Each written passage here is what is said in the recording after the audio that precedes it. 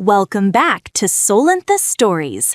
Let's fuel your day with some intense passion and non-stop excitement. Grab your gear, we're moving into the story now. At our anniversary dinner, my husband stood beside his mistress, smirking as he handed me divorce papers. "Finally, I'm done with you, sweetheart," he sneered. "I'm upgrading now.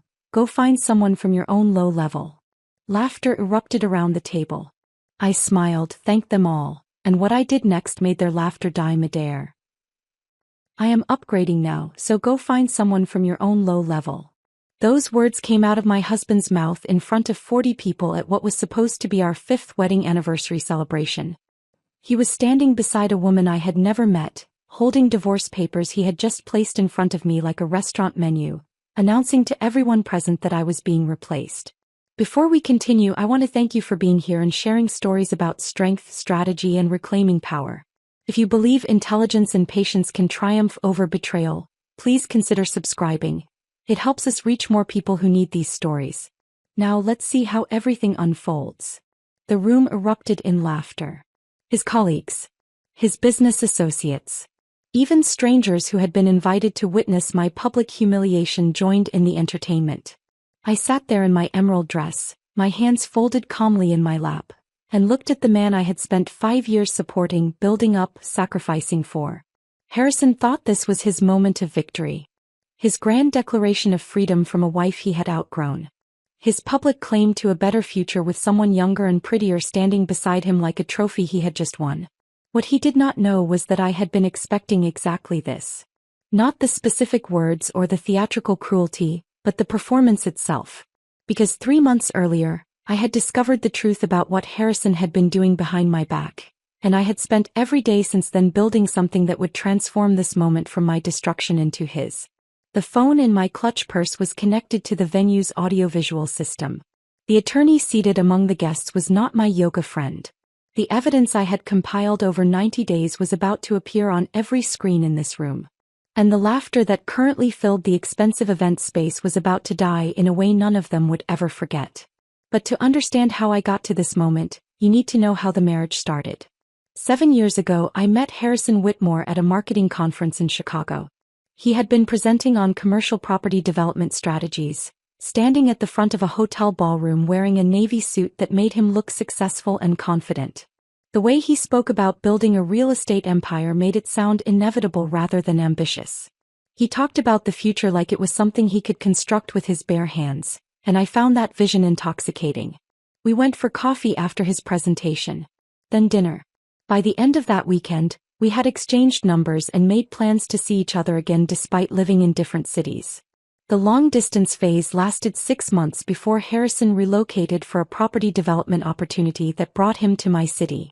He said it was for work, but I liked to believe I was part of the decision. When he proposed 2 years later at an upscale restaurant downtown, I said yes without a moment of hesitation. I believed we were building something together.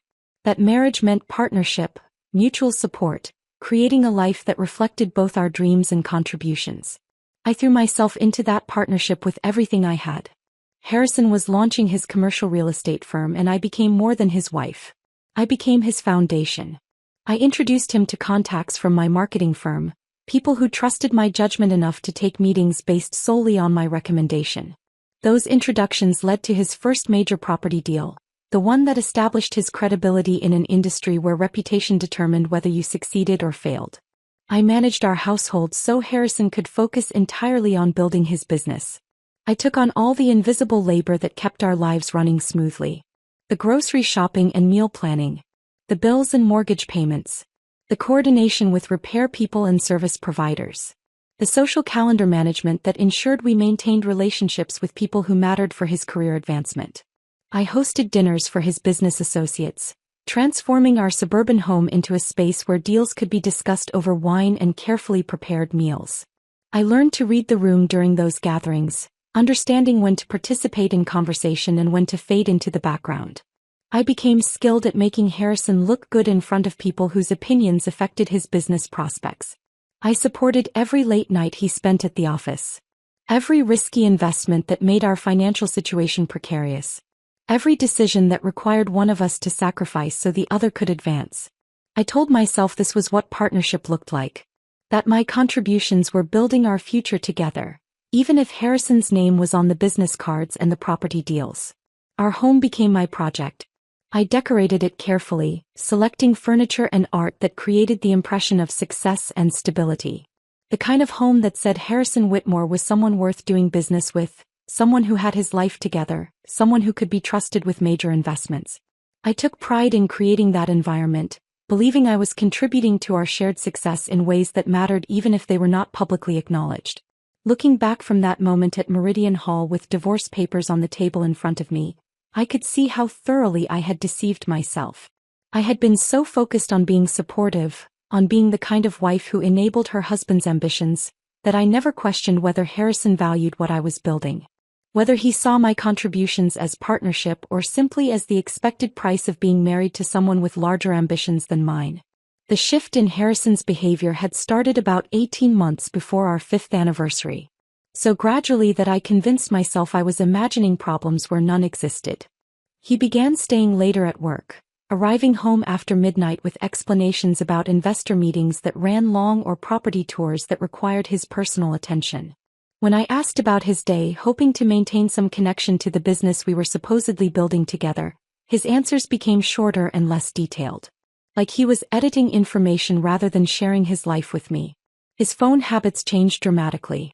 The device that used to sit casually on our kitchen counter while he showered became permanently attached to his hand. Always face down on every surface. Always locked with a password I did not know and had never asked for. When notifications came through during dinner, he would glance at the screen and smile in a way that suggested the messages were more interesting than our conversation. Our relationship conversations shrank to pure logistics. Who would pick up groceries on the way home from work? When the mortgage payment was due? Whether we needed to schedule a plumber for the leaking faucet in the guest bathroom. The emotional intimacy that had characterized our early years together disappeared entirely, replaced by the kind of polite distance you might maintain with a roommate whose company you tolerated but did not particularly enjoy. Physical intimacy followed the same declining trajectory. What had once been frequent became occasional, then rare, then essentially non-existent. When I tried to initiate connection, Harrison cited exhaustion from work stress. He mentioned the demands of closing a major deal that required all his mental energy. He suggested we were simply going through a difficult phase that would improve once his current projects were completed. I believed those explanations because believing them was easier than confronting what they might actually mean. I told myself that successful marriages required weathering challenging seasons. That ambitious men sometimes became consumed by work in ways that temporarily diminished their capacity for emotional connection. That my role as a supportive partner meant giving Harrison the space he needed to focus on building the business that would eventually benefit us both. I made excuses to myself constantly. I made excuses to my sister Emma, who started asking uncomfortable questions about why we never seemed happy anymore when we were together at family gatherings. I made excuses to our friends who noticed we no longer acted like a couple at social events, sitting on opposite sides of rooms and barely speaking to each other unless someone directly engaged us both in conversation. I was so determined to believe my marriage was fundamentally sound that I ignored every signal suggesting otherwise. Every late night that smelled like unfamiliar perfume. Every weekend work emergency that took Harrison away from home for entire days. Every unexplained charge on our credit card statements that I noticed but convinced myself had reasonable explanations I simply had not thought of yet. The anniversary invitation arrived 3 weeks before the party, delivered via email on a Tuesday morning while I was getting ready for work. Not as a text message from Harrison. Not through a conversation over breakfast about planning something special for our 5th anniversary. But as a formal evite with professional design and calligraphy announcing a celebration at Meridian Hall, one of the most expensive event venues in our city. I stood in our bedroom staring at my phone screen, feeling something cold settle deep in my stomach. Harrison had not voluntarily planned anything for us in 3 years. Our previous anniversary had passed with takeout Chinese food and a greeting card I had purchased for myself and signed his name to because I could not bear marking 5 years of marriage with absolutely nothing. Yet here was an invitation to an elaborate party I knew nothing about. 40 guests I had not helped select. A venue I had not been consulted about. An entire evening orchestrated without a single conversation with me, despite the fact that I was supposedly the person being honored at this celebration. I scrolled through the guest list with growing unease. Harrison's business partners and colleagues dominated the names. People whose faces I could barely recall despite having met them at various work functions over the years. My sister Emma was included, which provided small comfort. A handful of mutual friends who would probably feel as uncomfortable as I expected to feel, watching whatever performance Harrison had planned. The realization hit me with absolute clarity. This was not about celebrating our marriage. This was about something else entirely. Something that required an audience and formal planning and a venue expensive enough to make an impression on the people Harrison wanted to witness whatever he was preparing to do. That afternoon during my lunch break, I called Emma from my car in the office parking lot. She answered immediately, and I could hear the concern in her voice before I even finished explaining about the invitation. Gemma, when a man who has not planned anything in 3 years suddenly throws an expensive anniversary party without consulting his wife, that is not romance, she said carefully. That is something else. You need to be ready for whatever he is planning to do in front of all those people. Her words articulated the fear I had been trying to suppress.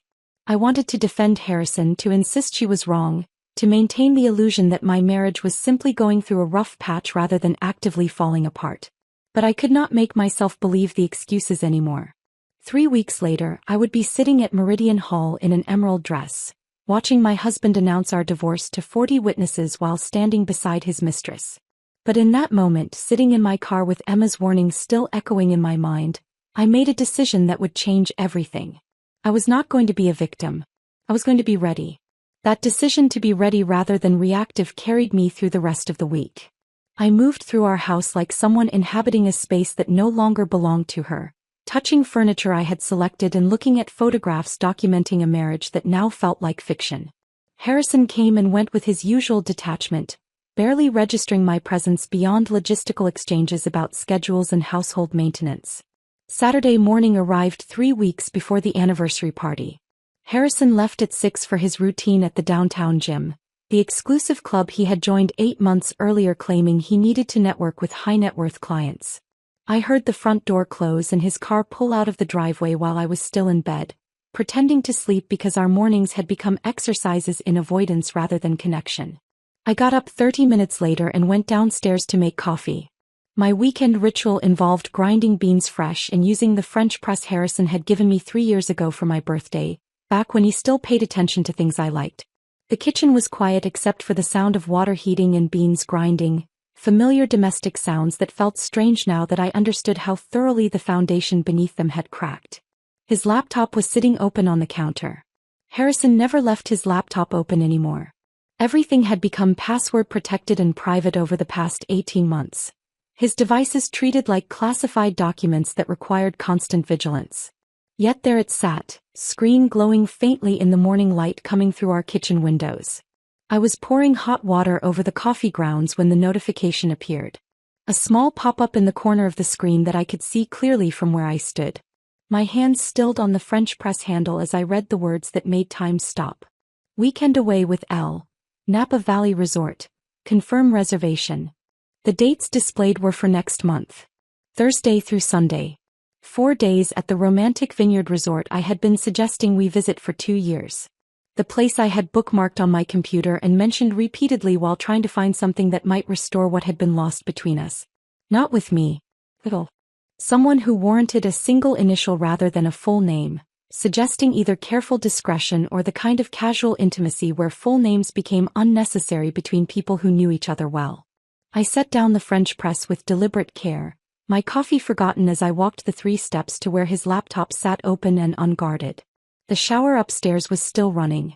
Harrison would be occupied for at least another 10 minutes, possibly 15 if he followed his usual routine. I should have closed the laptop, respected his privacy, walked away and convinced myself there was an innocent explanation for what I had seen. But my hands were already moving, already clicking on the notification to open the calendar application fully.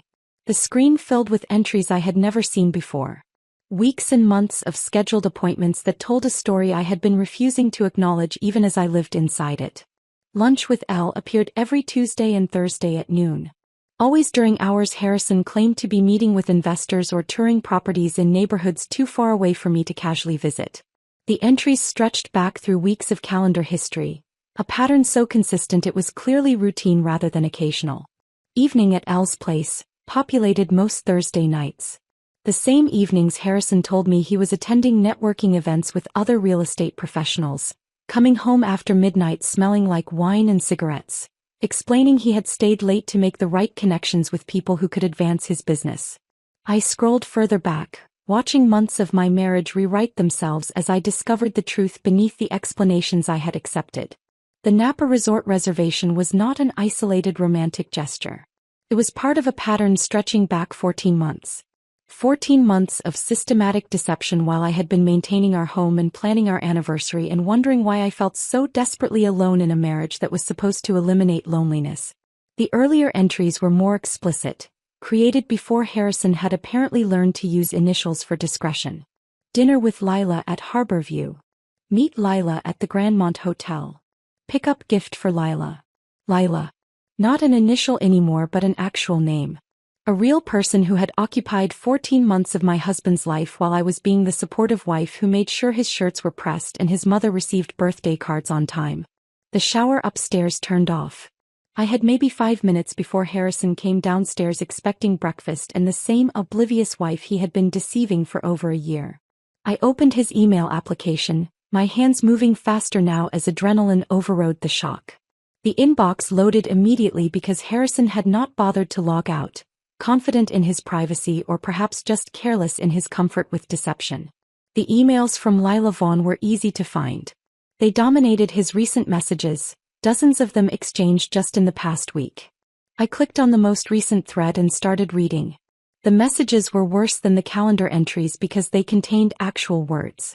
Emotions expressed in complete sentences. A relationship that existed in detailed exchanges rather than just scheduled appointments. Lila Vaughn was 28 years old according to her email signature.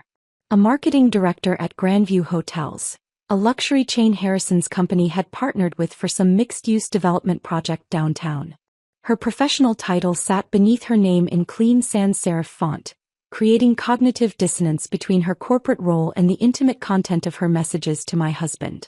Cannot wait for Napa, baby. Finally a whole weekend without hiding. I am so tired of pretending we are just colleagues when we are together at work events. I want to be able to touch you without worrying who is watching. Harrison's response had come within minutes. I know, sunshine. Just a few more weeks. After the anniversary thing is handled, everything changes. No more hiding. No more pretending. Just us building the life we have been planning. The anniversary thing.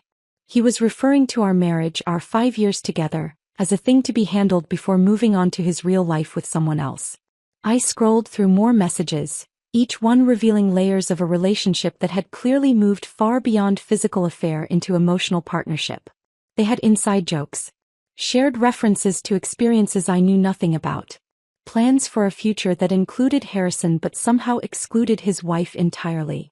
Harrison called her sunshine, the best part of his day, his reason for getting up in the morning. Phrases I dimly remembered him using with me during our courtship, before they became casualties of familiarity and the comfortable routine of established marriage. But the truly devastating discovery was not emotional. It was financial. Buried in their email exchanges was a shared folder Harrison had given Lila access to, labeled Our Future, with a kind of optimistic certainty that made my stomach turn. I clicked on it and watched spreadsheet after spreadsheet load on screen. Assets Harrison was moving. Bank statements showing systematic transfers from our joint accounts into new ones bearing only his name. Investment accounts I had helped fund through my salary and the business contacts I had provided, now being liquidated and converted into holdings I had no access to and apparently no knowledge of until this moment. He had been stealing from me. Methodically. Deliberately. For months. I found statements for accounts I did not know existed. Transfers of substantial amounts that should have required both our signatures but apparently had not. Documentation showing Harrison had been using our home equity as collateral for business loans without my knowledge or consent, putting our house at risk for investments that would benefit only him if the marriage ended.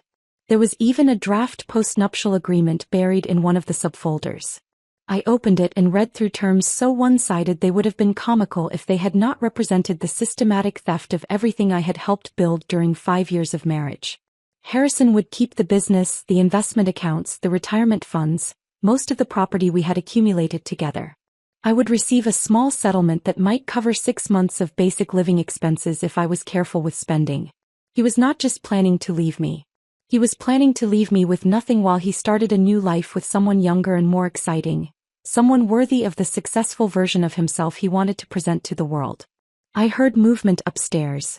Footsteps crossing the bedroom floor toward the stairs. Harrison would be down in less than 2 minutes, expecting his Saturday morning routine to proceed exactly as it always did. My first instinct was confrontation. To scream. To throw his laptop across the kitchen and watch it shatter against the wall. To demand explanations and apologies and some acknowledgement of what he had been doing to destroy us. But something stopped me. Some survival instinct that recognized anger without strategy was just noise. That confrontation without preparation would give Harrison time to hide more assets, delete more evidence, construct more lies that I would have no way to disprove. I pulled out my phone instead. Started photographing everything on his screen with hands that were steadier than they had any right to be. Every calendar entry. Every email exchange. Every financial document showing the systematic transfer of our shared assets into accounts bearing only his name. My hands moved with mechanical efficiency while my mind processed the complete destruction of everything I had believed about my marriage. I created a secure cloud storage account under a pseudonym, using my work email and a password Harrison would never guess. Uploaded every photograph while listening to him move around upstairs getting dressed. Then I closed his laptop exactly as I had found it, notifications still visible on the screen, and returned to making coffee like the previous 10 minutes had not just dismantled my entire understanding of my life. Harrison came downstairs 5 minutes later, hair damp from the shower and gym clothes bundled in his arms. He was humming something under his breath, looking relaxed and satisfied in a way I had not seen in months. "Good workout?" I asked, my voice remarkably normal considering what I had just discovered. "Great," he said, leaning in to kiss my forehead with the same casual affection you might show a moderately appreciated household pet. "Sorry I am running late though. Can you wrap those eggs to go?" I wrapped his breakfast in foil and handed it to him along with a travel mug of coffee I had poured while he collected his things. Watched him grab his laptop without noticing anything amiss. Waved as he headed out for another Saturday at the office that probably involved Lila rather than actual work. The door closed behind him. His car started in the driveway. I stood alone in our kitchen with cold coffee and the weight of knowledge I could not unknow. Then I sat down at our kitchen table, opened my own laptop, and began researching divorce attorneys who specialized in financial fraud within marriages. The search for divorce attorneys who specialized in financial fraud took me down a rabbit hole of legal websites and consultation forms that all blended together after the first dozen. I needed someone who understood that this was not just about ending a marriage but about recovering assets that had been systematically stolen and preventing Harrison from controlling the narrative of our separation. Catherine Ross's name appeared repeatedly in online reviews and legal forums discussing complex divorce cases involving hidden assets. Her website was professional but not flashy, featuring testimonials that read like victory reports from women who had been in situations similar to mine. One review in particular caught my attention. Catherine recovered money my ex-husband swore no longer existed and made him pay for trying to hide it. I called her office Monday morning from my car, parked in a grocery store lot 3 blocks from my workplace because I could not risk anyone from my office overhearing this conversation. The receptionist who answered had the kind of efficient professionalism that suggested she fielded calls from desperate women regularly and knew how to assess urgency. "I need a consultation about divorce involving financial fraud," I said, keeping my voice steady despite how strange the words felt coming out of my mouth. "How soon can you come in?" she asked without hesitation. "As soon as possible. Tomorrow afternoon at 2. Bring any documentation you have. Bank statements, emails, photographs, anything that supports what you are telling me." Tuesday afternoon found me walking into a steel and glass building downtown that screamed expensive legal expertise from the marble lobby to the elevator panels. Catherine's office occupied the 14th floor, and when I stepped off the elevator into a reception area decorated in calming neutrals, I felt simultaneously out of place and exactly where I needed to be. Catherine Ross was in her mid-40s, impeccably dressed in a charcoal suit that probably cost more than my monthly salary. Her handshake was firm, her office organized to the point of intimidating, and when she gestured for me to sit in her conference room, I noticed she had already pulled up a notepad and recording device. "Tell me everything," she said simply. I showed her the screenshots on my phone. Walked her through the calendar entries and emails. Explained the financial documents I had discovered showing systematic asset transfers. By the time I finished, 40 minutes had passed and Catherine had filled several pages with notes in handwriting so precise it looked typed. "Your husband," she said, looking up from her notepad with an expression that somehow managed to be both sympathetic and predatory, "is both dishonest and sloppy. That combination will be his downfall." She asked questions for another 30 minutes, drilling into details about our financial situation, the timeline of when things changed, whether I had noticed any other suspicious behavior. Then she leaned back in her chair and outlined what would happen next. Over the following 2 weeks, Catherine assembled a team that operated with military precision. A forensic accountant named Marcus began tracing Harrison's financial movements, uncovering layers of hidden accounts and discovering that he had been using our home equity as collateral for business loans without my knowledge or signature. A private investigator started documenting Harrison and Lila's movements across the city. A paralegal named Sophie organized everything into case files that grew thicker each time I visited Catherine's office. The team worked with a speed that both impressed and frightened me. Marcus discovered a storage unit registered under Harrison's business partner's name containing the vintage watch collection Harrison had claimed he sold 3 years ago when business was supposedly tight. The collection was worth at least $40,000, sitting in climate-controlled storage while Harrison told me we needed to be careful about spending. The credit card analysis revealed charges at luxury hotels that appeared on our joint account. I had been helping finance Harrison's romantic getaways without knowing they existed. Marcus documented dinners at expensive restaurants, jewelry purchases from boutiques I had never visited, even spa treatments that clearly had not been for my benefit. The private investigator captured video footage of Harrison and Lila meeting for lunch at places where any business associate might see them, holding hands across tables and laughing with the easy intimacy of an established couple. The surveillance showed them entering hotels in the middle of afternoon, emerging hours later with body language that left little doubt about what had occurred inside. 3 weeks into building our case, Catherine called me back into her office for what she described as a strategic planning session. She had been reviewing Harrison's patterns and had noticed something significant about the timing and nature of the anniversary party. "He is planning something public," Catherine said, her expression serious in a way that made my stomach tighten. "The expensive venue, the guest list heavy with business associates, the formal invitations. This is not about celebrating your marriage. This is theater." She explained that men like Harrison did not just want to leave their wives. They wanted to be seen leaving. To be witnessed making what they considered an upgrade.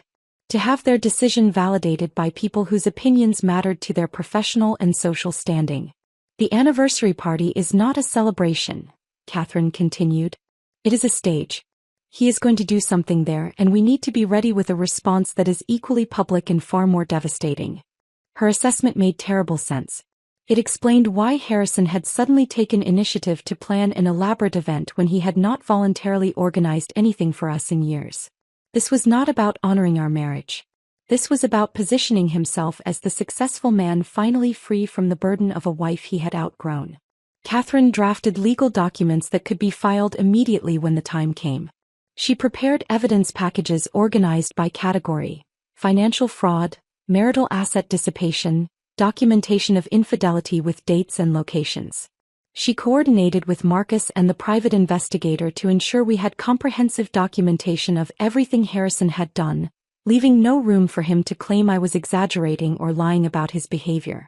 "When he makes his move," Catherine said during one of our planning sessions, "we respond immediately, publicly, and with evidence he cannot dispute. He wants theater. We will give him theater. But our version ends very differently than the script he has written." The hardest part of those 3 weeks was not the meetings with lawyers or reviewing evidence that documented my husband's betrayal. It was going home every evening and pretending I knew nothing.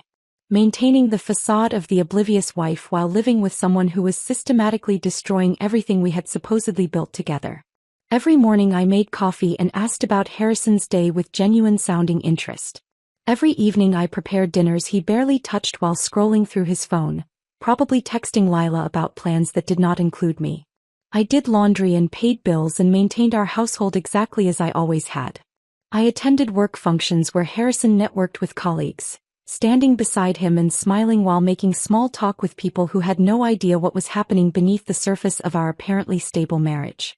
At these events, Lila was sometimes present.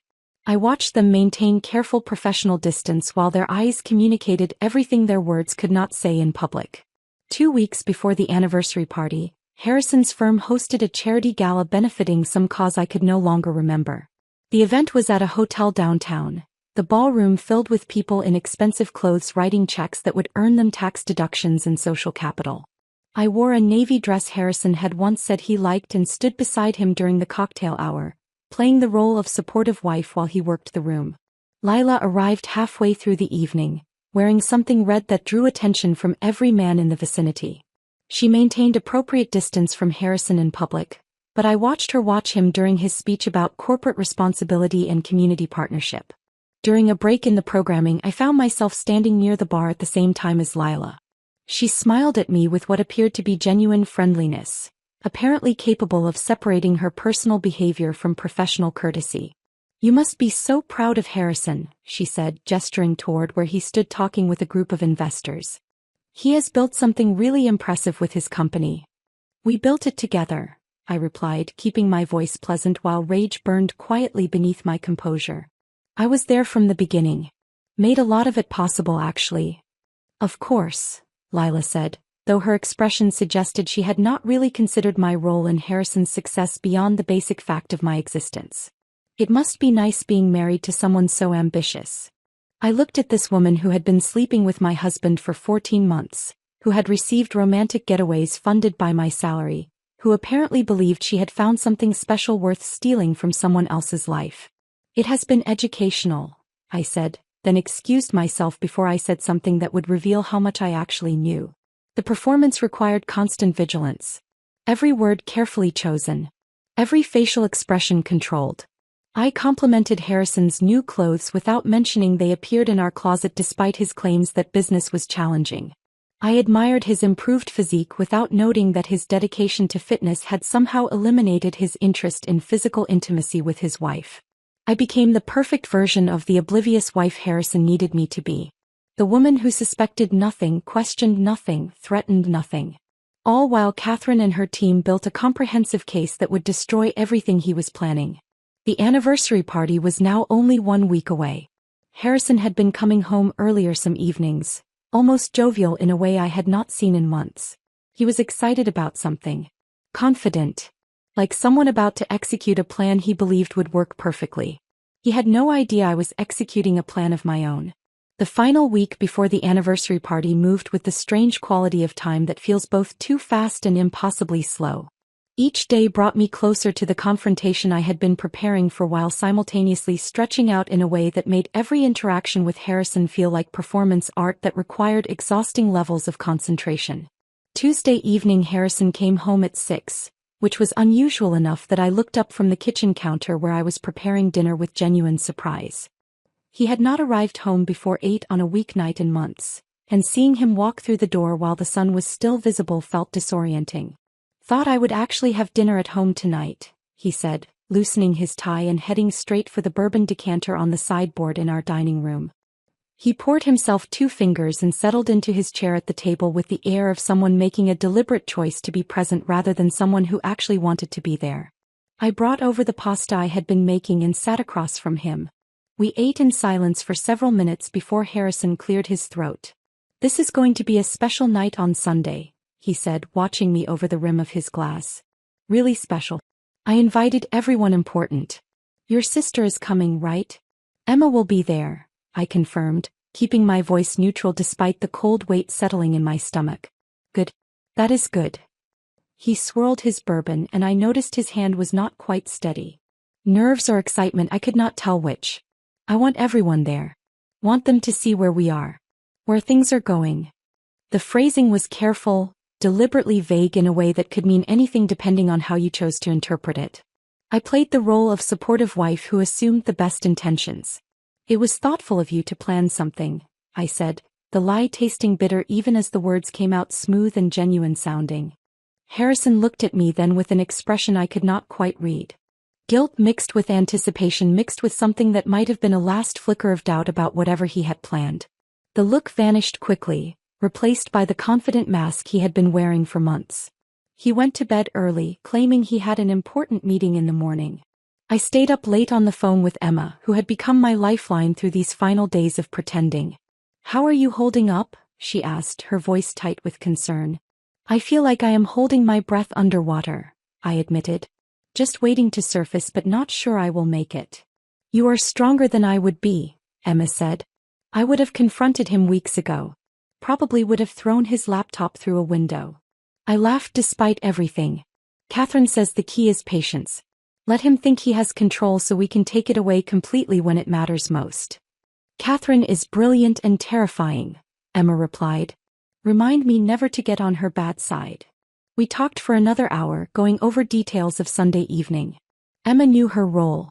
Position herself where she could record everything on her phone, be ready to provide support if I needed it, and above all, do not react visibly no matter what Harrison said or did, because any dramatic response from my side of the room would give him ammunition to claim I was unstable or vindictive. Thursday afternoon, Catherine called an emergency meeting. Her voice on the phone carried an urgency that made my pulse quicken even before she explained why.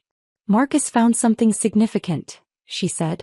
"Can you be at my office in an hour?" I left work early, claiming a dental emergency, and drove downtown with my hands gripping the steering wheel tighter than necessary. Catherine's conference room felt smaller than usual when I walked in, or maybe it was just the weight of whatever information was about to be shared. Marcus was there, along with Catherine's associate who specialized in tax law. They had documents spread across the table in organized stacks that suggested hours of analysis. "Harrison's business partner has been keeping documentation of questionable financial practices," Marcus explained without preamble. "Joel Preston. He has been uncomfortable for months with how Harrison handles property valuations and loan applications." Catherine picked up the explanation. "Harrison has been inflating property appraisals to secure larger loans than the properties are actually worth. He takes out the loan based on the false valuation, uses some of it for the legitimate business purpose, and pockets the difference. It is systematic fraud that extends beyond your marriage into his professional operations." The tax attorney, a woman named Rebecca Chin, added more context. "Based on what Joel has documented and what Marcus has uncovered, Harrison has also been underreporting income from property sales. The difference between what he reports to the IRS and what he actually receives is significant enough to trigger federal investigation if the right people become aware of it." I sat down slowly, processing the scope of what they were telling me. So this is not just about divorce anymore. This is about documenting a pattern of fraudulent behavior that extends into multiple areas of his life, Catherine said. "When you expose what he has done to you personally, we will also be exposing practices that could result in criminal charges. Joel is willing to provide testimony if necessary, but he wants legal protection for himself since he was technically aware of some of these practices even if he did not participate in them." "Can you arrange that?" I asked. "Already in process," Catherine replied. "Rebecca has contacts at the IRS who will be very interested in this information. We have drafted a formal complaint with enough detail to trigger an investigation, but we are holding off on filing it until after Sunday." "Why wait?" "Because timing matters," Catherine explained.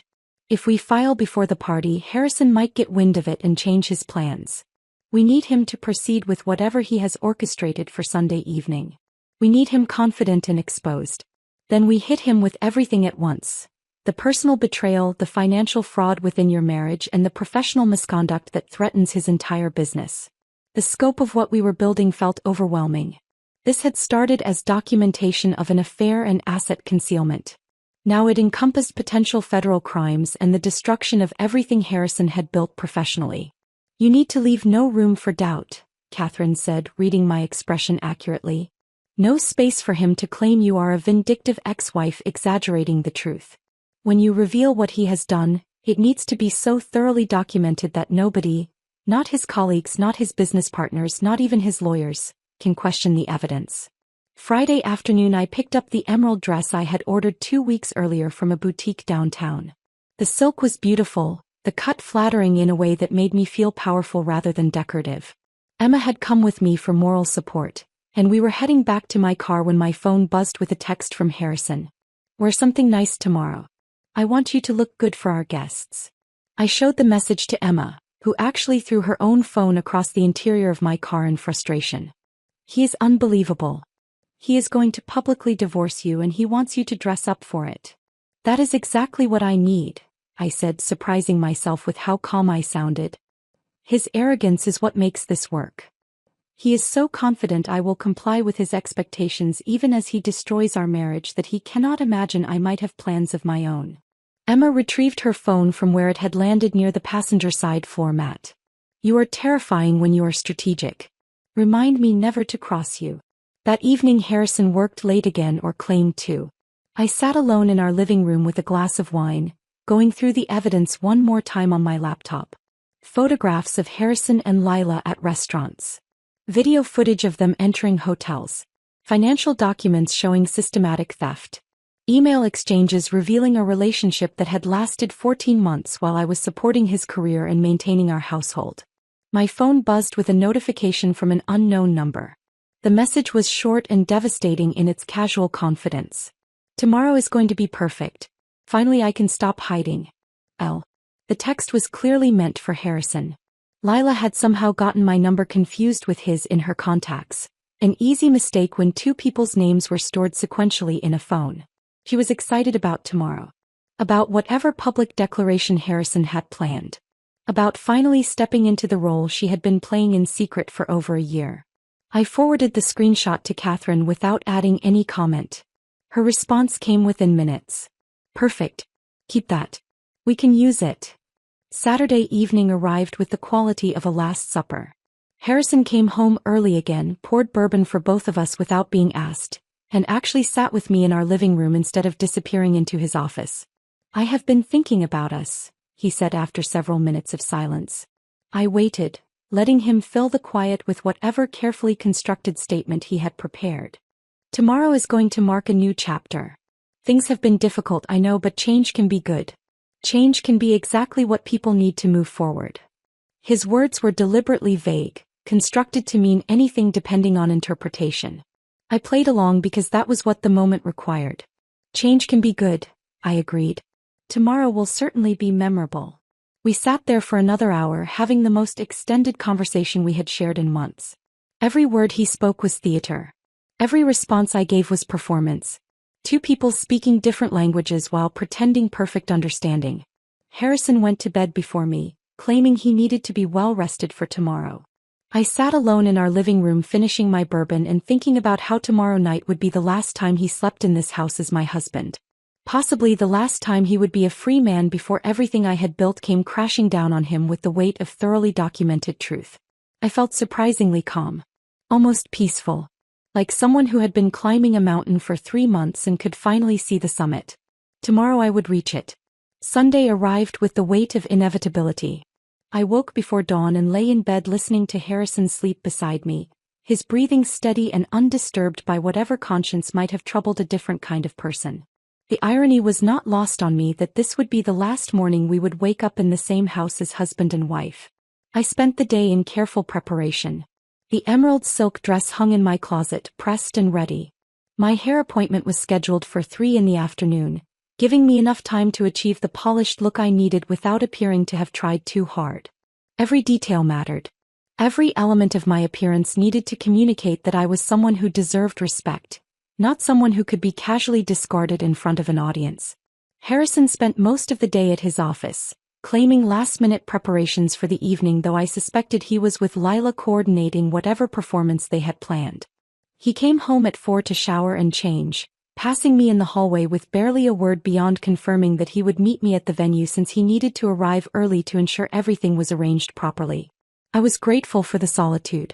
It gave me time to center myself, to run through the plan one final time with Catherine over the phone, to prepare mentally for what was coming.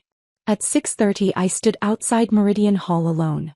Emma had offered to arrive with me to provide moral support during those final moments before walking into whatever Harrison had orchestrated, but I had declined. I needed this moment to myself. Needed to walk through those doors on my own terms, carrying the weight of what I knew and what I was about to do. The building was stunning in the evening light. Glass and steel rising above the harbor, floor-to-ceiling windows reflecting sunset colors across the water in shades of amber and rose gold. The kind of venue that screamed expensive taste and careful planning. Harrison had spared no expense, which was ironic considering the expense came from accounts that legally belonged to both of us. I checked my phone one final time. Catherine had texted an hour ago confirming she was already inside, positioned among the guests as my supposed friend from yoga class. Marcus was parked nearby in case we needed additional documentation beyond what Emma would capture. Everything was in place. Every piece of the counter-strategy we had built over 3 months was ready to deploy. I took a deep breath that did nothing to settle the adrenaline coursing through my system. Smoothed the emerald silk of my dress. Checked my reflection in the building's glass exterior and saw a woman who looked far more composed than she felt. Then I walked through the entrance with my head high and my expression carefully neutral, every inch the devoted wife arriving to celebrate her anniversary, completely unaware that her marriage was about to end in front of 40 witnesses. The first thing I noticed was Lila. She stood beside Harrison near the entrance to the main event space, greeting guests as they arrived like this was her party, her celebration, her right to play hostess at an event supposedly honoring my marriage. The audacity was breathtaking. She wore red. A dress that probably cost what I earned in 2 months, the kind of designer piece that communicated wealth and taste in equal measure. Her hair was styled in loose waves that looked effortlessly romantic but had probably required hours with a professional stylist. Her makeup was flawless, camera-ready, perfect for whatever photographic documentation Harrison expected this evening to generate. She looked like success. Like youth.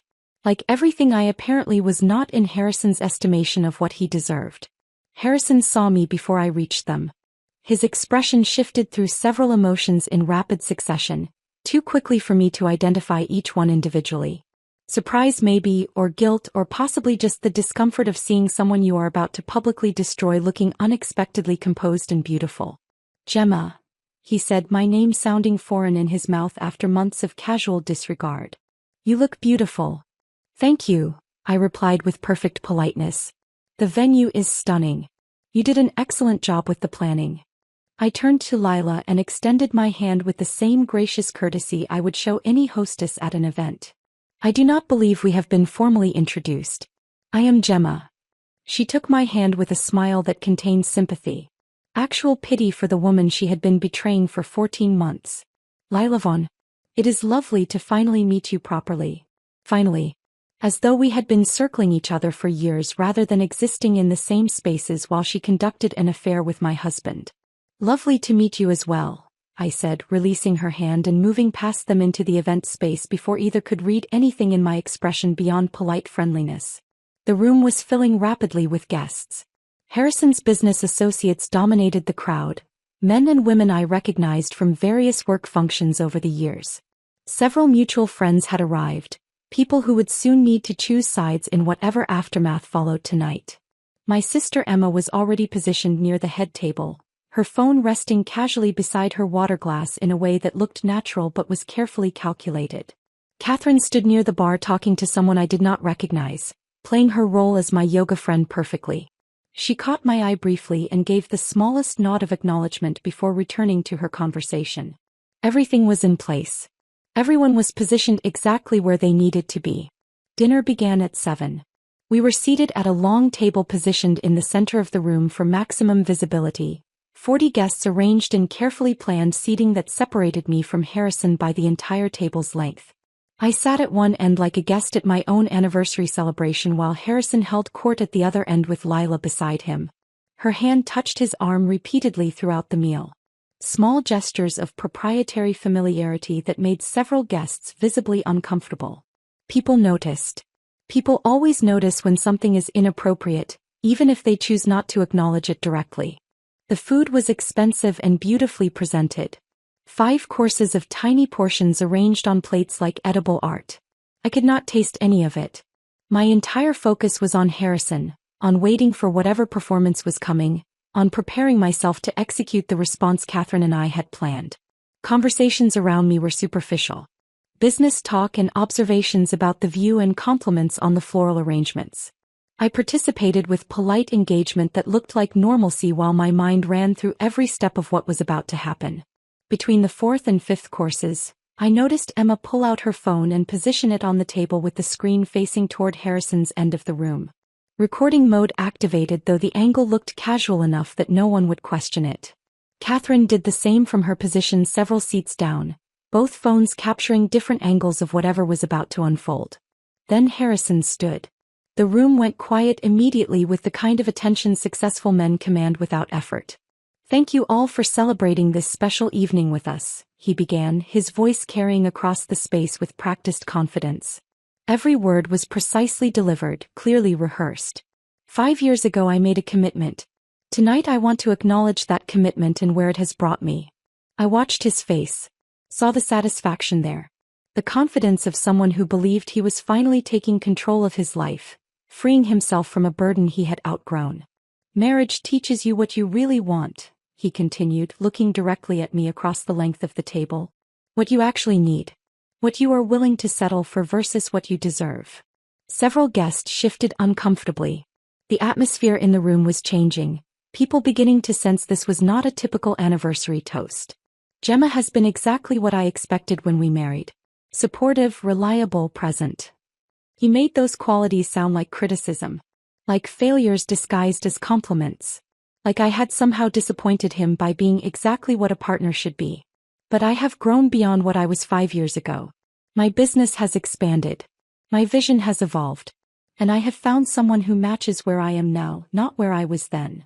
Lila was looking at him with undisguised adoration. The room had gone completely silent except for soft classical music playing from hidden speakers. Utterly inappropriate soundtrack for the destruction unfolding.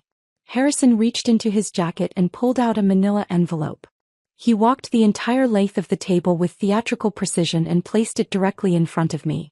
"Divorce papers," he announced with satisfaction that made several guests audibly gasp. "Already filed. Already processed. I'm done with you, sweetheart. Finally, completely done. I am upgrading now, so go find someone from your own low level." Lila laughed first.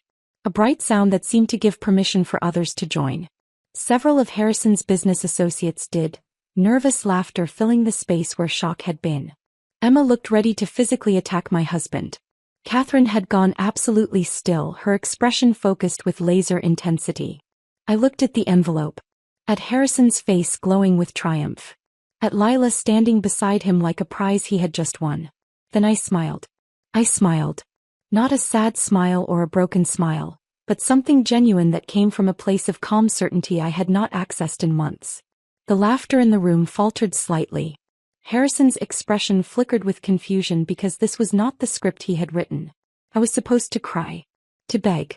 To make a scene that validated his decision and made him look like the reasonable party finally escaping an inadequate wife.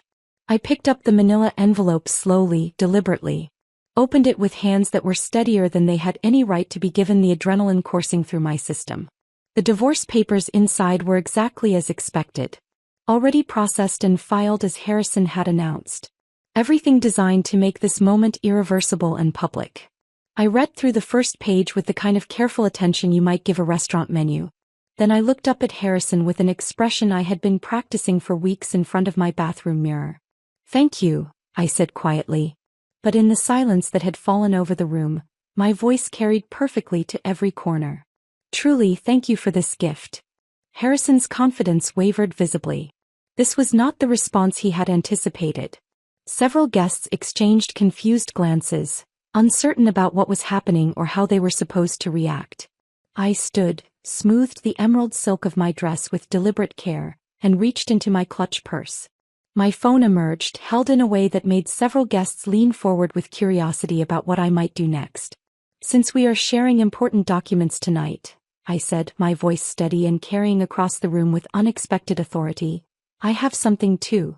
A little anniversary surprise of my own." I had arranged access to the venue's audiovisual system that afternoon, claiming I wanted to prepare a sentimental photo montage as a surprise for Harrison.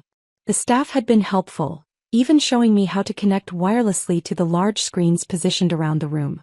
My phone connected on the first attempt. The screens flickered to life. What appeared was not a sentimental photo montage celebrating marital happiness. It was Catherine's carefully edited video compilation, opening with simple text on a black screen. What Harrison did while Gemma planned their anniversary. The soundtrack was dramatic and cold. Something classical that made the entire production feel like a documentary rather than personal revenge. I had left the music selection to Catherine, who had chosen perfectly.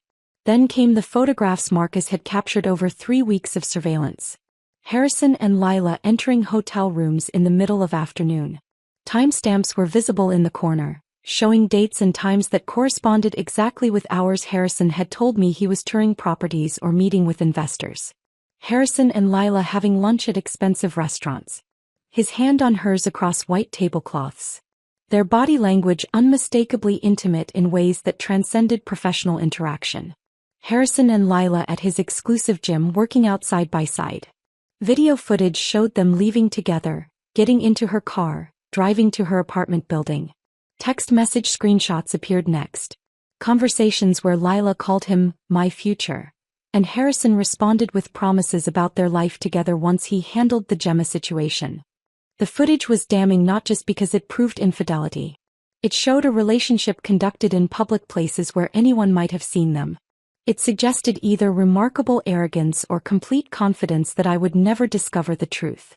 The room was absolutely silent except for the music and the sound of my video playing across multiple screens. Every guest was forced to watch from whatever angle was closest to them. There was no escaping it. Harrison's face had gone from triumph to shock to something approaching horror. He was watching his private relationship exposed in front of everyone he had invited to witness my humiliation. The irony was not lost on me, and I suspected it would not be lost on him either once the initial shock wore off. Lila had gone pale, one hand pressed to her mouth as though she might be sick. But the photographic evidence was only the opening act. The video transitioned smoothly to financial documents. Bank statements showing Harrison's systematic transfer of assets from our joint accounts to ones bearing only his name. Spreadsheets detailing the liquidation of investments I had helped fund through my salary and business connections. Credit card charges for hotels and romantic dinners and jewelry, all charged to our shared accounts. The screens displayed documentation of the storage unit containing his vintage watch collection he had claimed was sold years ago when business was tight. The hidden accounts he had opened using our home equity as collateral without my knowledge. The draft postnuptial agreement so one-sided it demonstrated either legal incompetence or complete contempt for my contributions to our marriage. Several of Harrison's business associates were leaning forward now, reading the financial documents with the attention of people who understood exactly what they were seeing and recognized the legal implications. Then came the final piece. The evidence Catherine had saved for maximum impact. A letter from the Internal Revenue Service. Official letterhead, proper seals, signatures from actual federal officials Catherine had contacted through her network of legal connections. The letter outlined an investigation into Harrison's company for tax fraud related to unreported income from property sales. Income he had concealed not just from me but from federal authorities. The document detailed potential charges that could result in significant fines and possible criminal prosecution. 40 guests sat in absolute silence watching a successful man's reputation disintegrate in real time across multiple screens. Watching private financial crimes become public record. Watching what they had thought was a simple divorce announcement transform into evidence of systematic betrayal and fraud that extended far beyond marital misconduct. When the screens finally went dark, the silence was total. Broken only by the sound of someone crying. Lila, I realized. Her mascara was running in dark streams that destroyed her carefully constructed appearance. Her face had crumpled as she understood that her career and reputation had just been demolished along with Harrison's. I walked the length of the table slowly, deliberately, holding a second set of papers I had been carrying in my purse all evening.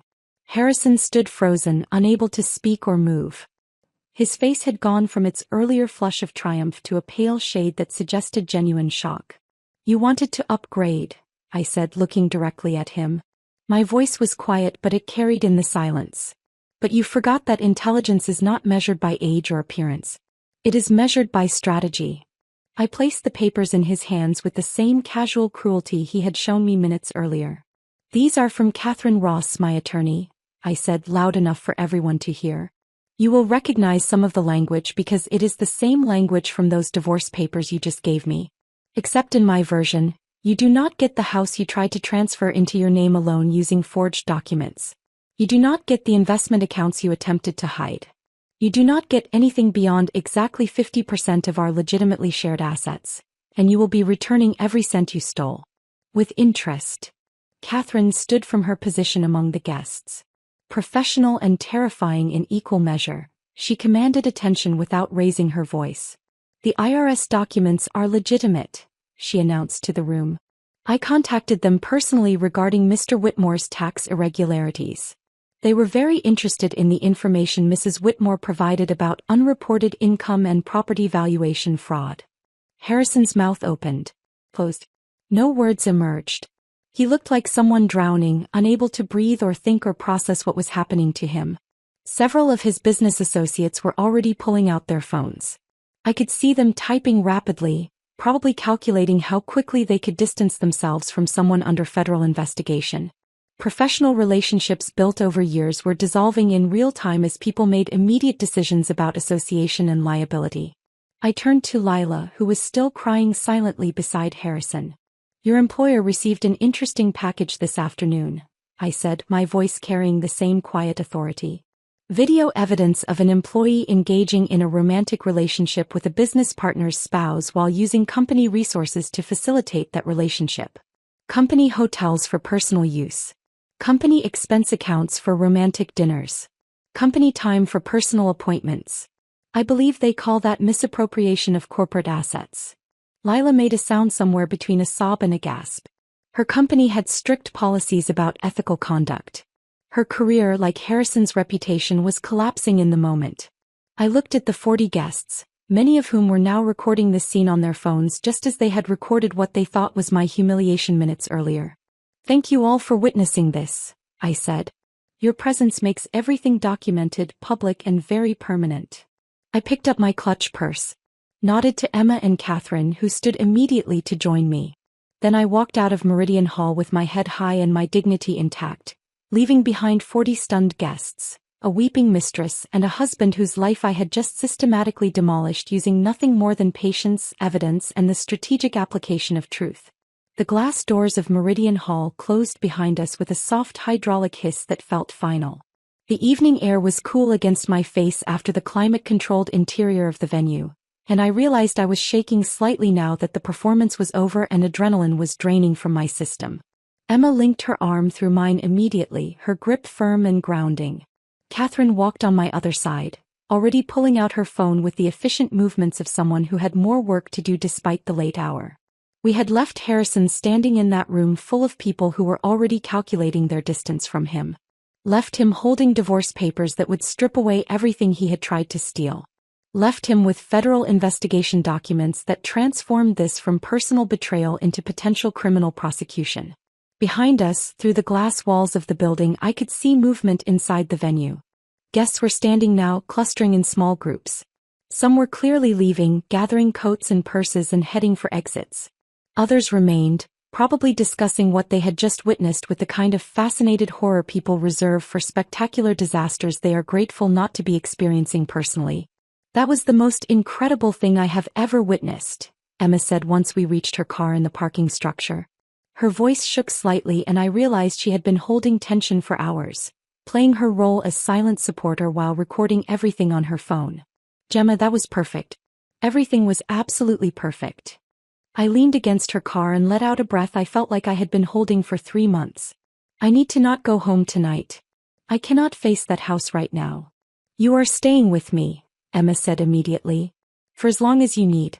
I already made up the guest room before I left for the party because I figured you would not want to go back there tonight. Catherine finished whatever she was typing and looked up at both of us. He will try to contact you, she said, her tone matter-of-fact. Probably within the hour. Angry first, demanding to know how you could do this to him. Then pleading, asking you to fix what you just did to his reputation. Do not respond to anything. Not texts, not calls, not emails. All communication goes through me now. I understand, I said. I am serious about this, Gemma. Any direct communication with him can be used to suggest you are open to reconciliation or negotiation outside proper legal channels. Let him spiral. Let him panic. Let his attorneys deal with the mess he created while we proceed with documenting and recovering every asset he tried to hide. We drove to Emma's apartment in separate cars. I followed her taillights through streets that felt surreal after what had just happened, like I was moving through a world that had fundamentally changed in the space of 30 minutes. Emma's apartment was in a renovated building downtown, smaller than the house I shared with Harrison but filled with furniture she had actually selected and art she genuinely liked rather than pieces chosen for their impression value. She poured wine for both of us while I sat on her couch trying to process the evening. My phone started buzzing around 9. Text messages from numbers I did not recognize. Notifications from social media platforms I rarely used. Emma's phone was doing the same thing, lighting up repeatedly with alerts. Gemma, Emma said slowly, staring at her screen. The video is already online. She turned her phone toward me. Someone had uploaded footage from the anniversary dinner to multiple platforms. The view count was climbing visibly, hundreds becoming thousands as we watched. How many people were recording? I asked. At least a dozen that I could see, Emma replied. Maybe more. Everyone had their phones out once your video started playing on the venue screens. We watched in real time as the anniversary dinner became viral content. The comment sections filled rapidly with responses that ranged from supportive to celebratory. People were praising what they called my strategic patience, mocking Harrison's arrogance, celebrating what they described as the most satisfying public revenge they had witnessed. Someone had already edited together a shortened version focusing specifically on Harrison's divorce announcement, followed immediately by my counter-reveal. The editing was professional, set to dramatic orchestral music that heightened the emotional impact. That version was spreading even faster than the raw footage. This is insane, Emma said, scrolling through comment after comment. There are hundreds of thousands of views already. Maybe more than 1 million at this point. By midnight, the number had reached several million across different platforms. My face was being screenshot and turned into reaction images. Someone had created a meme using the moment I thanked Harrison for the divorce papers, captioning it with text about strategic planning and patience. That meme was being shared hundreds of thousands of times, becoming shorthand for calculated revenge. I turned off my phone around 1 a.m. because the constant notifications were overwhelming. Emma did the same after confirming that Catherine had everything she needed and would handle any urgent legal matters that arose overnight. Try to sleep, Emma said, showing me to her guest room. Tomorrow is going to be intense and you need rest. I lay in her guest bed staring at the ceiling for what felt like hours. Sleep seemed impossible despite exhaustion. My mind kept replaying the evening, analyzing every moment, questioning decisions even though everything had gone exactly according to plan. Monday morning arrived too quickly.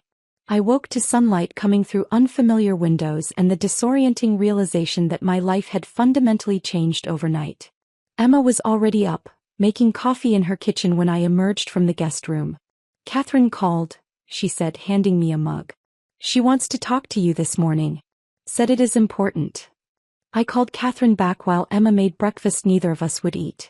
The attorney answered on the first ring. 3 of Harrison's major investors pulled funding overnight, Catherine said without preamble.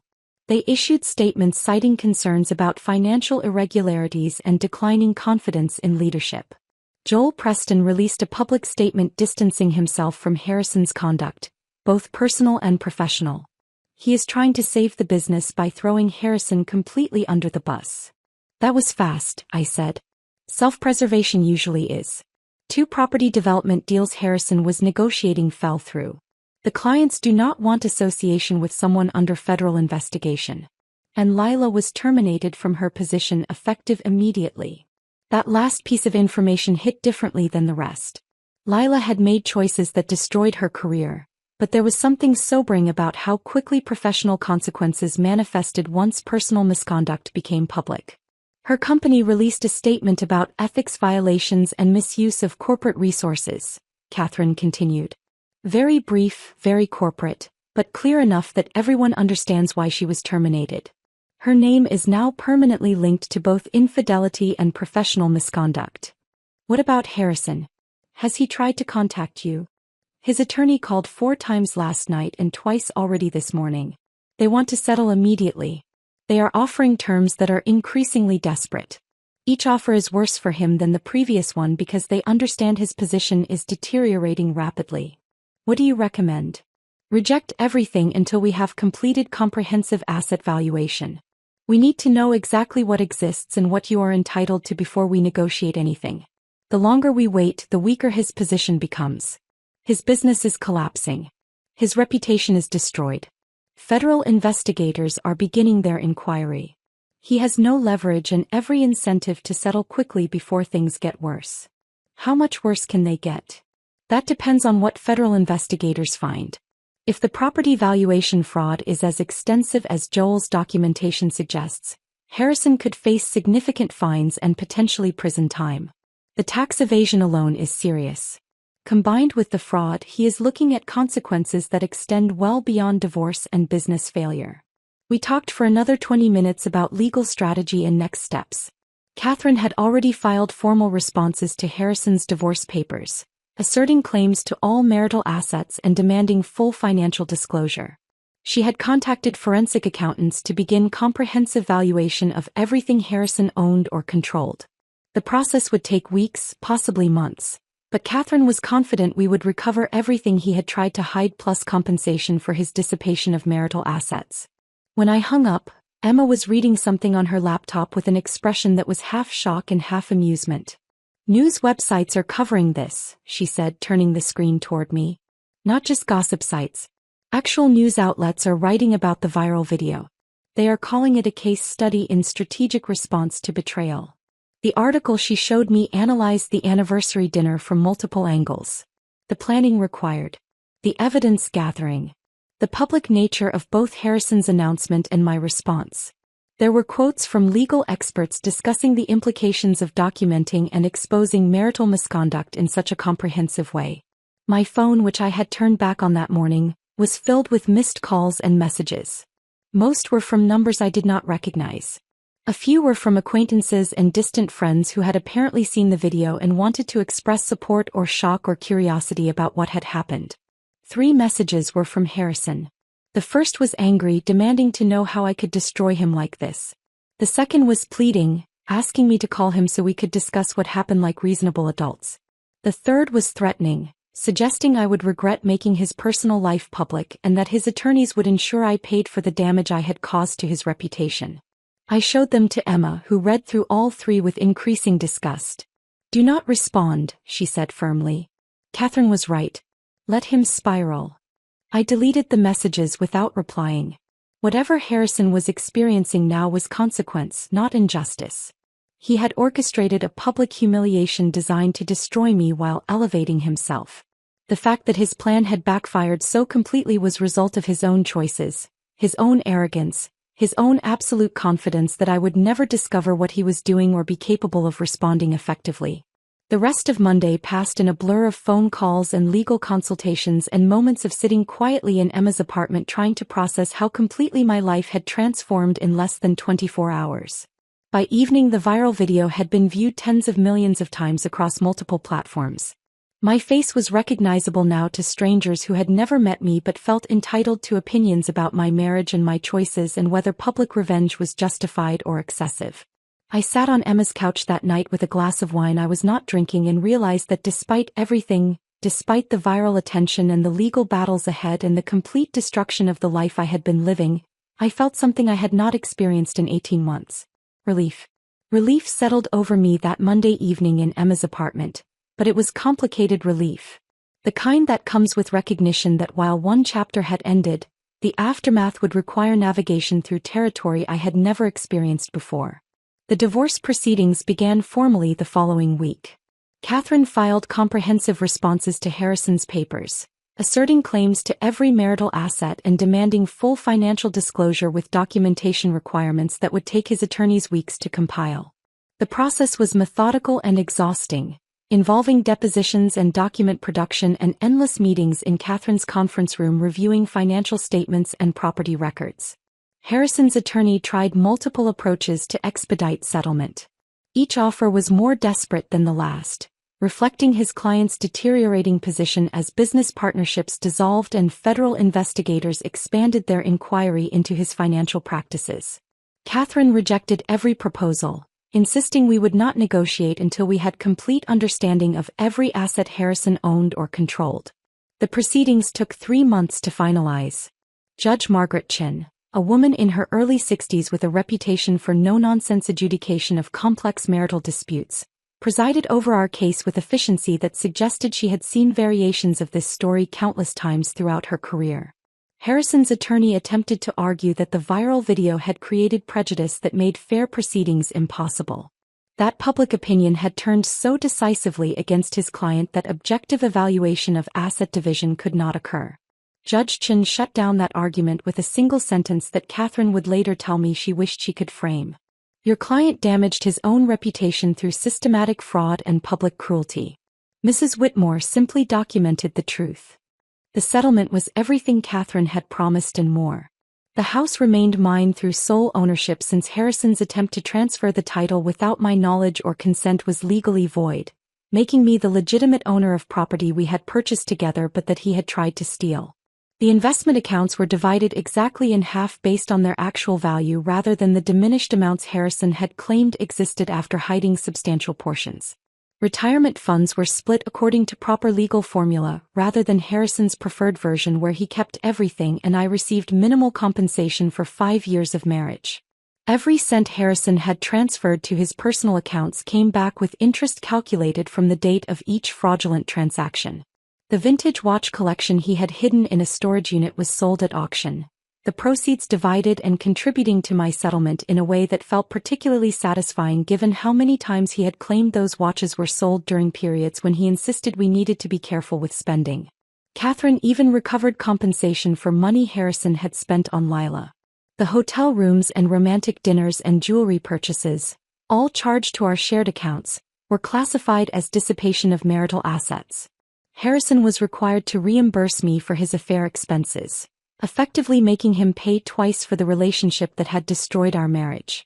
The final settlement amount was substantial enough that I could pay off the remaining mortgage on the house and still have significant savings, financial security I had not experienced in years while Harrison was systematically stealing from accounts I had helped build.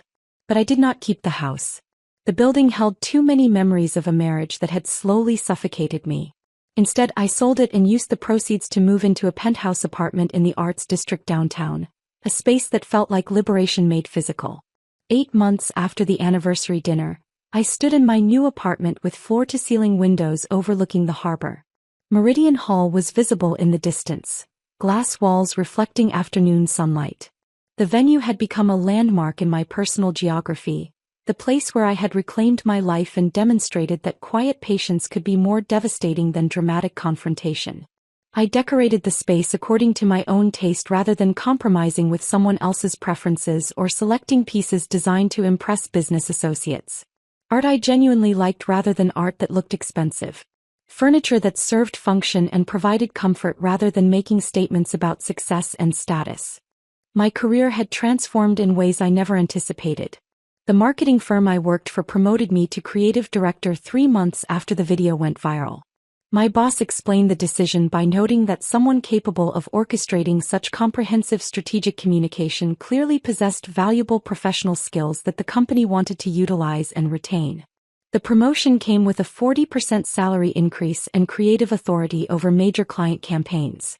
For the first time in years I was earning money that was unambiguously mine, unconnected to Harrison's aspirations or expenditures or his constant criticism that I was not ambitious enough or successful enough or simply enough. I adopted a cat named Justice because Emma suggested it and the irony appealed to me. An orange, imperious creature entirely uninterested in performing emotional labor for anyone's benefit. He spent his days positioned in patches of sunlight coming through the apartment windows, occasionally deigning to acknowledge my presence when food or attention suited his convenience. Catherine became more than my attorney. She became a friend who understood what it meant to watch a marriage dissolve and choose reconstruction over collapse. She introduced me to a support group that met monthly, women with similar stories about partners who had systematically underestimated them. We shared experiences and strategies, building community based on survival and growth rather than shared victimhood. The group taught me that my story was not unique, though the viral documentation of it had been unusual. Countless women had experienced versions of what I had lived through.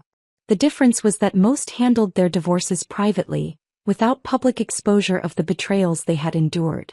9 months after the anniversary dinner, Catherine called with news that extended Harrison's consequences far beyond divorce and professional collapse.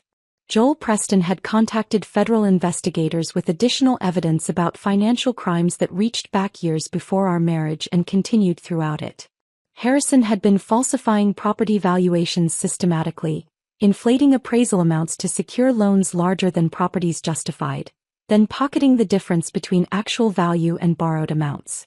Federal investigators launched comprehensive examination of Harrison's entire business operation. What they uncovered resulted in criminal charges: 14 counts of wire fraud, tax evasion, and conspiracy. The scope of his illegal activity was staggering, generating hundreds of thousands of dollars in unreported income over 6 years. I was questioned extensively as part of the investigation. Federal agents reviewed every document I had provided Catherine during the divorce, looking for any indication I had known about or benefited from Harrison's crimes. They cleared me quickly once they understood I had been as deceived about his business practices as I had been about his personal conduct. The trial lasted 3 weeks. I attended several days of testimony, sitting in the public gallery and watching prosecutors present evidence that built an overwhelming case. Harrison's business partner testified about practices he had documented but felt powerless to stop. Forensic accountants explained the systematic nature of the fraud. Loan officers from multiple banks described how they had relied on property valuations that turned out to be significantly inflated. Harrison was convicted on 11 of the 14 counts. At sentencing, Judge William Torres imposed 6 years in federal prison followed by supervised release and restitution requirements that would likely occupy the remainder of Harrison's professional life. I attended the sentencing hearing because Catherine believed closure required witnessing consequences in their entirety. Harrison stood behind the defense table wearing a suit that no longer fit properly, his face showing accumulated stress from 18 months of fighting charges that evidence had proven conclusively. When Judge Torres asked if he wanted to make a statement, Harrison looked directly at me for the first time since his arrest. "I destroyed everything good in my life because I confused success with happiness and ambition with fulfillment," he said, his voice carrying less confidence than I had ever heard from him. "My wife deserved better. She was better. And I was too arrogant to recognize that until it was too late." The words might have meant something years earlier. Now they were just insufficient acknowledgement delivered far too late to matter. I felt nothing watching him be led away to begin his sentence. Not satisfaction. Not vindication. Not even the closure people talk about finding at the end of difficult chapters. Just profound sense of release from a narrative I was finally finished living. That evening I stood in my apartment with justice curled on the sofa and harbor lights reflecting off dark water. I understood something fundamental that had taken months to fully grasp. Revenge had never been about destroying Harrison. It was about refusing to be destroyed by him. About documentation rather than confrontation. Strategy rather than emotion. Patience rather than impulse. Harrison had wanted to upgrade. What he actually did was trade partnership for performance. Someone who knew him completely for someone who knew only the version he performed for public consumption. The real upgrade had been mine. From wife defined by marriage to woman defined by choices. From someone who absorbed criticism about inadequacy to someone who recognized that inadequacy belonged to the person delivering judgment rather than receiving it. The anniversary dinner video still circulates occasionally on social media, resurfacing whenever someone compiles examples of public accountability or strategic response to betrayal. I no longer feel exposed by it. Instead, it has become a permanent reminder that quiet people are not weak people. They are simply waiting for the right moment to demonstrate exactly how dangerous underestimation can be.